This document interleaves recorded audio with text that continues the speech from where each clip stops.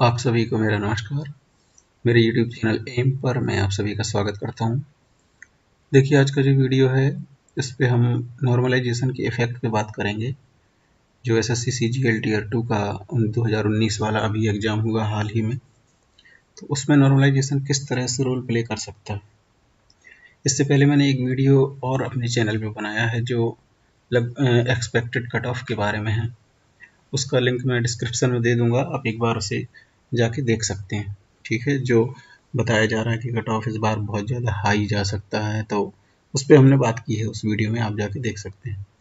अब बात करते हैं कि नॉर्मलाइजेशन लगभग किस तरह से हो सकता है। देखिए, आपके सामने जो स्क्रीन पे मैंने कुछ मार्क्स लिख रखे हैं तीनों शिफ्ट के, 15, 16 और 18 के। ठीक है, एक सर्वे हुआ था जिसमें आप सभी ने वीडियो देखे होंगे, जिसमें 12-13 हज़ार बच्चों के मार्क्स लिए गए थे जो उन्होंने बताए थे। ठीक है, उस डेटा के अकॉर्डिंग वो सर्वे सही होगा, बिल्कुल होगा, क्योंकि उसमें जो डेटा दिया गया उसके अकॉर्डिंग उन्होंने फॉर्मूला लगा के उसको उस सर्वे को निकाला है। ठीक है, उसमें क्या है कि एवरेज मार्क्स जो 15 नवंबर के हैं मैथ के, वो लगभग बताए गए हैं 125।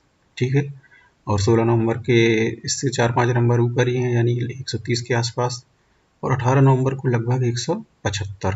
ठीक है, और ये जो डाटा है ये लगभग 10-12 हज़ार बच्चों का है। ठीक है, इसमें बहुत सारी फेक एंट्रीज भी होंगी, बहुत सारे लोग बढ़ा बढ़ा के बताते हैं, और कुछ तो ऐसे होते हैं कि उन्होंने एग्ज़ाम ही नहीं दिया लेकिन उसके बाद भी बोलते हैं कि प्री में 190 हैं, और 15 नवंबर को मेरा पेपर था, क्वांटम मैंने 188 किया है, इंग्लिश में मेरा 192 है, फिर नीचे लिखते हैं एनी चांस।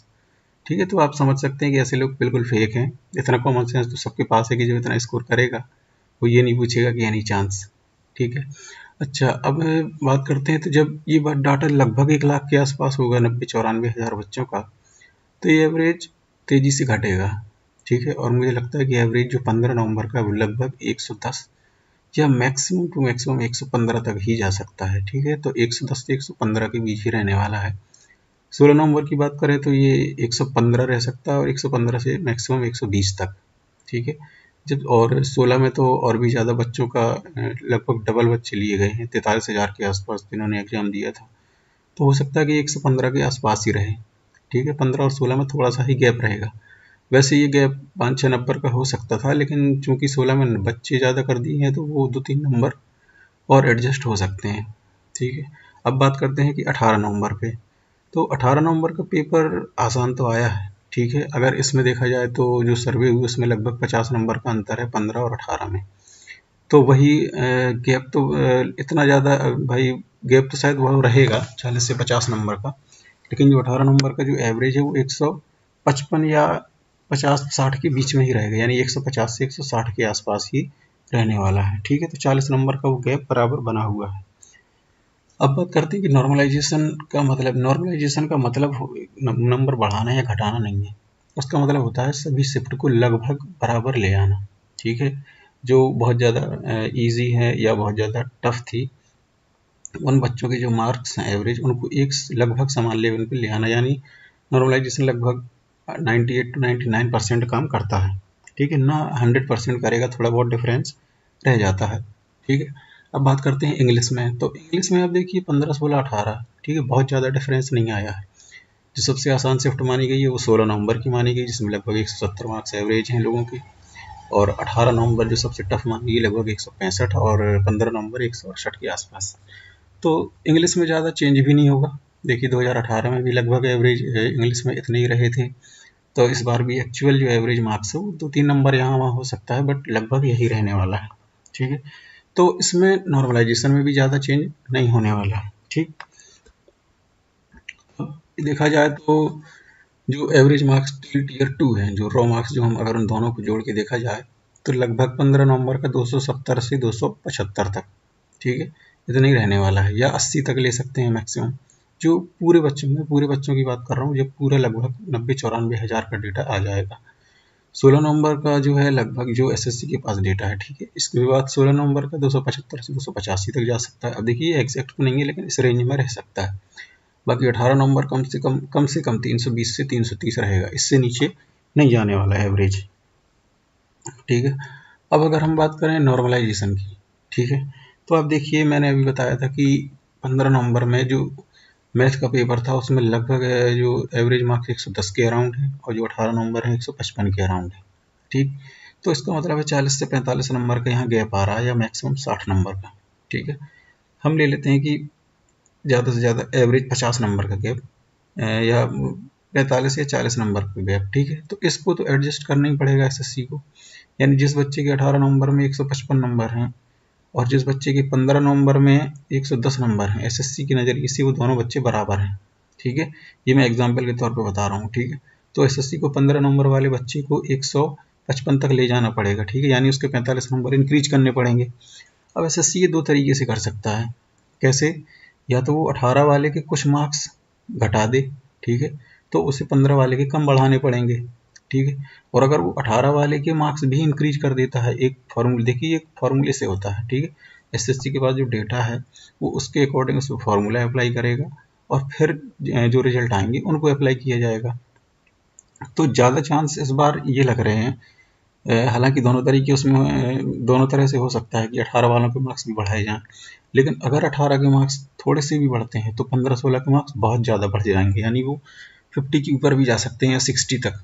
ठीक है, और इस हिसाब से कट ऑफ फिर बहुत ज़्यादा हो जाएगा, जो कि बात की जा रही 570 और 75-80 के आसपास फिर कट ऑफ इतना जा सकता है। लेकिन मुझे नहीं लगता कि एसएससी कट ऑफ को इतना ज़्यादा बढ़ने देगा, और उनका जो तरीका वो ये है, हो सकता है कि 15-16 के मार्क्स एक एवरेज तक, एक लेवल तक ही बढ़ाए जाएँ, 45-40 तक, और 18 के मार्क्स जो एवरेज से बच्चे एवरेज के आसपास हैं या नीचे हैं, उनके मार्क्स निश्चित ही घटने वाले हैं। ठीक है, और 18 में जो बच्चे 100, अगर उन्हें लगता है कि 180 के हम ऊपर हैं, 190 के ऊपर हैं, तो हमारे मार्क्स बहुत ज़्यादा बढ़ेंगे, जो सर्वे में बताया गया, तो ऐसा नहीं है। आपके मार्क्स इतने ज़्यादा नहीं बढ़ने वाले कि अगर आप 190 के ऊपर हैं तो आपको 220 के ऊपर आप पहुंच जाएंगे, या 215। नहीं, ऐसा नहीं होने वाला है। आपके मार्क्स बहुत ही कम 2 या 3 ही बढ़ेंगे, या हो सकता है पिछली बार आपने देखा होगा कि 200 नंबर लाने वाले भी इजी शिफ्ट में मार्क्स उनके 3-4 नंबर घट ही गए थे। ठीक है, तो आप लोगों को ज़्यादा देखिए, 18 वालों को ये बुरा लग सकता है, उसमें जो अच्छे बच्चे हैं ना उनका बहुत नुकसान होने वाला है, क्योंकि 18 में मैक्सिमम, देखिए मैक्सिमम तो आप 2 ही से ला सकते हैं विदाउट नॉर्मलाइजेशन। अब उसमें लेकिन जो टैलेंटेड बच्चे हैं वो तो उतना ले आए 190 से 200 के बीच में, लेकिन जो बिलो एवरेज थे वो बच्चे भी 190 के आसपास पहुंच गए। ठीक है, तो अब यहाँ पे नुकसान उन्हीं बच्चों का है जो मेहनत से नंबर ला सकते थे, यानी अगर इनको 15-16 वाला पेपर दिया जाता तब भी ये 180-90 नंबर ला सकते थे। तो इन बच्चों का उसमें नुकसान है, क्योंकि इनको मार्क्स उतने नहीं मिलने वाले जो इन्हें 15 या 16 में मिल जाते।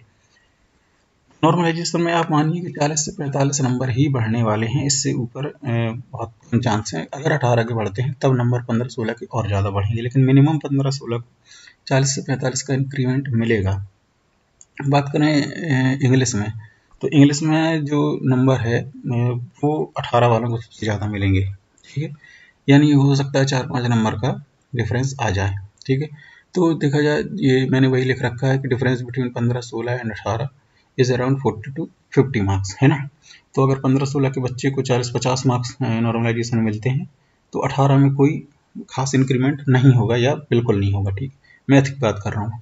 इंग्लिश में थोड़ा बहुत इंक्रीमेंट 18 वालों को मिल सकता है कंपेयर टू 15 और 16, या अगर 16 को बेस बना लें तो 16 को कोई नहीं मिलेगा इंक्रीमेंट इंग्लिश में। अगर आप 190 के ऊपर जाते हैं तो हो सकता है 1-2 नंबर का इंक्रीमेंट मिल जाए। ठीक है, बाकी ज़्यादा इंक्रीमेंट नहीं होगा, बल्कि आप अगर बिलो एवरेज हैं तो आपके 1-2-3-4 मार्क्स घट भी सकते हैं। ठीक है, तो 16 उसमें 16 को ही बेस बनाया जाएगा। ठीक है, या मतलब तो इंग्लिश में उतने ज़्यादा अंतर नहीं आने वाला, आप इंग्लिश को ज़्यादा तवज्जो नहीं देंगे। मेन जो डिफरेंस इस बार क्रिएट करेगा वो मैथ ही करने वाला है। ठीक है, तो आप देख लेते हैं कि safe score tier 1 plus tier 2 का क्या हो सकता है for general category for TA post. ठीक है, क्योंकि यही लोग ज़्यादातर ये चाहते हैं कि अभी तक तो ये सोच रहे थे कि हम 580-90 ले आएंगे तो हमें 4600 ग्रेड पे की जॉब मिलेगी। अब वो बेचारे इस सोच में है कि कम से कम टीए ही मिल जाए, सबको यही लग रहा है, क्योंकि जिस तरह से कट ऑफ बताया जा रहा है। तो देखिए, जब 40 से 45 मार्क्स बढ़ जाएंगे, ठीक है, तो जो 270 के आसपास मैंने अभी एवरेज बताया था, ठीक है, 270, अभी देखते हैं, हम एवरेज देख लेते हैं। ये बताया था मैंने 270 से 275 के आसपास टीयर 1 और टीयर 2 का एवरेज मार्क्स। ठीक है, अब हम क्या करें, इसमें लगभग जो आप टीयर 1 है उसके मार्क्स जोड़ दीजिए। ठीक है, ये तो केवल ये दरअसल यहाँ मुझसे थोड़ी गलती हुई है, मैंने यहाँ टीयर 1 और टीयर 2 लिख दिया है। ठीक है, ये केवल टीयर 2 के रॉ मार्क्स हैं। ठीक है, यहाँ पे थोड़ा सा गलती हुई मुझसे। अब हम बात करते हैं टीयर 1 प्लस टीयर 2, ये टीयर 1 प्लस टीयर 2 के मार्क्स हैं। ठीक है, 15 नवंबर। तो अगर आप 475 के प्लस पहुंच रहे हैं, जबकि उसमें टीयर 3 का आप एवरेज लगभग 50 नंबर ले लीजिए। ठीक है, क्योंकि इस बार जो टॉपिक है वो थोड़ा अलग सा पूछा गया है, तो एवरेज 50 तो आ ही जाना चाहिए, क्योंकि एवरेज मार्किंग तो होगी। पॉल्यूशन पे जो उन्होंने पूछा, बल्कि पॉल्यूशन पे नहीं पूछा, उन्होंने पूछा कि एनवायरनमेंट असेसमेंट के बारे में पूछा था वैसे देखा जाए तो। बट मैं ज़्यादातर लोगों ने बस एनवायरनमेंट पे ही लिखा है, कोई पॉल्यूशन पे लिख दिया होगा या, लेकिन उसी से रिलेटेड जिसने लिखा है तो एवरेज मार्क्स को मिल जाएंगे। वैसे ही प्रिसाइज राइटिंग में है, यूएफएम का केस इस बार होने वाला नहीं है ज़्यादा, बस जो मेन पेज पे गलती करेगा उसको ही बाहर किया जा सकता है, बाकी नहीं होगा। तो मान लेते हैं कि 50 बाकी हो सकता है 45 ही रह जाए एवरेज, लेकिन हम 50 ले लेते हैं। तो अगर टीयर 3 में आप 50 नंबर जोड़ लें और 15 और 16 की शिफ्ट की हैं, तो आप उसी तरह से अपने नॉर्मलाइजेशन में 40 से 45 मार्क्स तक ऐड कर सकते हैं। तो इस तरह से अगर 15 नवंबर के लिए देखा जाए, तो अगर आप 475 प्लस जा रहे हैं, टीयर 1 प्लस टीयर 2 के नॉर्मलाइज मार्क्स प्लस टीयर 3 के 50 मार्क्स, ठीक है, जब आप ऐड करेंगे तब आप टोटल पहुंचेंगे लगभग 560 के ऊपर। ठीक है, तब आप वहाँ पे सेफ हैं। ठीक है, लेकिन ये वाले जो मार्क्स हैं ये किसके लिए हैं, ये वाले मार्क्स केवल टीयर 1 प्लस टीयर 2 हैं। ठीक है, तो ये आप अगर 475 प्लस अभी पहुंच रहे हैं आफ्टर नॉर्मलाइजेशन टीयर, तो आप समझिए कि आपकी एक जॉब पक्की है। ठीक है, टीए के लिए। और कट ऑफ अगर क्लियर करने की बात की जाए तो 400 अगर आप 50 के ऊपर भी है ना 15 नवंबर को, तो आपकी टीयर 2 की कट ऑफ, टीयर 2 की कट ऑफ तो 450 पे क्लियर हो नहीं होनी है। ठीक है, 450 के ऊपर नहीं जाएगी टीयर 2 की कट ऑफ आफ्टर नॉर्मलाइजेशन। ठीक है, तो अगर अब हम, माफ कीजिएगा, हाँ, तो अगर आप जनरल कैटेगरी से हैं और 15 नवंबर में आपके नंबर 475 प्लस हैं, हो रहे हैं, ठीक है, टीयर 1 प्लस टीयर 2 के नॉर्मलाइज मार्क्स, तो आप बिल्कुल सेफ हैं। और उसमें आप 50 नंबर इसके जोड़ लीजिए, इसके बाद 40 से 45 नंबर आप 475 में और जोड़ लीजिए। ठीक है, तो लगभग की 90 से 95 नंबर आप इसमें और जोड़ लीजिए, तो आप समझिए वही जनरल का कट ऑफ रहने वाला है।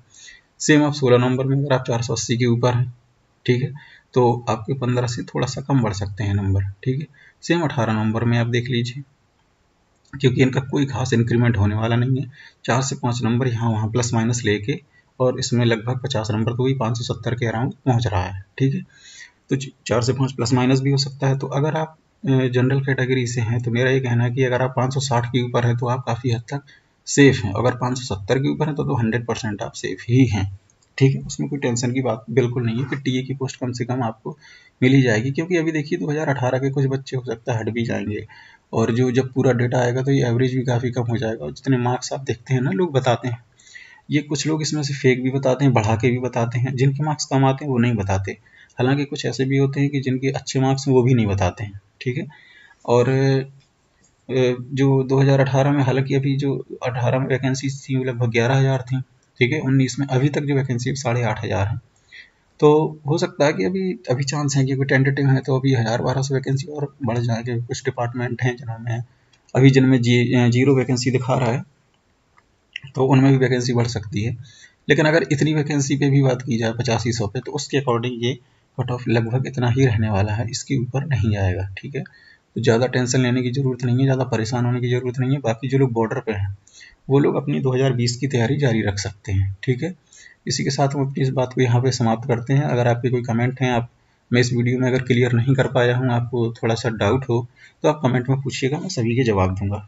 ठीक है, अगर आप इसके बाद, आप सभी को मेरा धन्यवाद। ठीक है, बहुत बहुत शुभकामनाएं आप सभी को, जो भी बच्चे डिजर्व करते हैं उनको सिलेक्शन मिले इस बार। ठीक है, अगर आप एसएससी के एग्ज़ाम स्वयं से तैयार करना चाहते हैं, बिना किसी कोचिंग के, बिना किसी पेड सब्सक्रिप्शन के, कहीं आप पैसा खर्च नहीं करना चाहते हैं, तो आप मुझसे जुड़ सकते हैं मेरे इस चैनल पे।